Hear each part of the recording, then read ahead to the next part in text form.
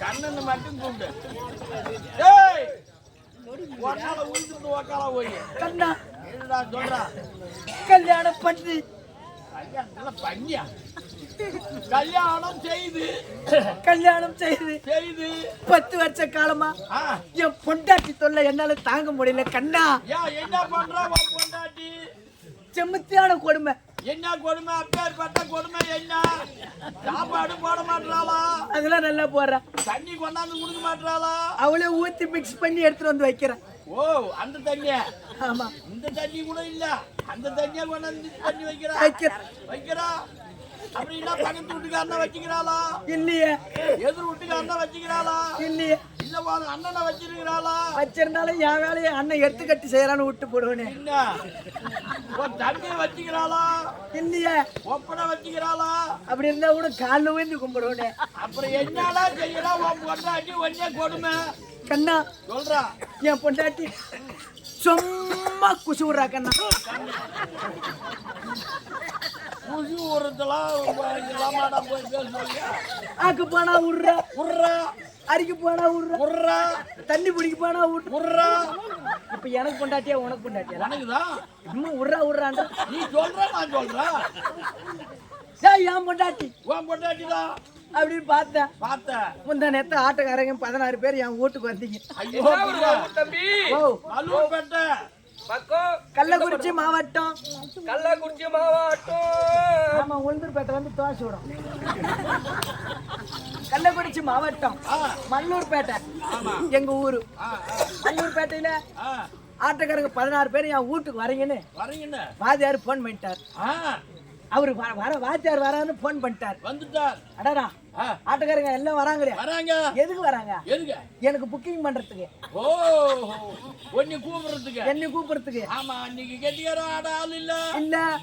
அவனை போய் கூப்பிட்டு வந்தா ஆடுவா. அவன் என்ன ஆட ஆட ஆட ஆட அது மாட்டுக்கு என்ன கிளம்பு நல்லா வந்து புடிச்சுன்னு ஆட்டுவாரு. கொஞ்சம் நான் அப்புறம் பாத்துக்கிறேன் அப்படின்னு நான் என்ன பண்ணா 10 கிலோ கோழி கறி. 10 கிலோ கோழி கறி எடுத்து புழுனாலும் ஒரு பொருத்தமா புழுணும், திருடுனாலும் திட்டமா திருடணும். அதிகமா மூட்டை கட்டிவிட்டுன்னு வச்சுக்க ஒன்னால தூக்க முடியாது. 10 கிலோ எடுத்தான். 10 கிலோ எதுக்குயா? என் பங்காளிக்கு பங்கு பிரிக்கிறதுக்கு. அவங்களுக்கு பங்கு பிரிச்சுட்டு 2 கிலோ இருந்தது. ஆமா, அந்த 2 கிலோ எடுத்துட்டு வந்து புள்ள ஆட்டக்காரங்களா வீட்டுக்கு வராங்கடி. இந்த கறியை நல்லா குழம்பு வச்சு வைடி. குழம்பு வச்சு பாதி போட்டு வறுத்துக்க. ஆமா, பாதி குழம்பு வை. 1 கிலோ குழம்பு வை. இப்ப நம்மளுக்கு வறுத்து கொஞ்சம் குழம்பு கொஞ்சம் வச்சு கொடுக்கலையா? 65. 65. ஆமா, அது என்ன பைய எனக்கு அப்படின்னு பார்த்தேன்.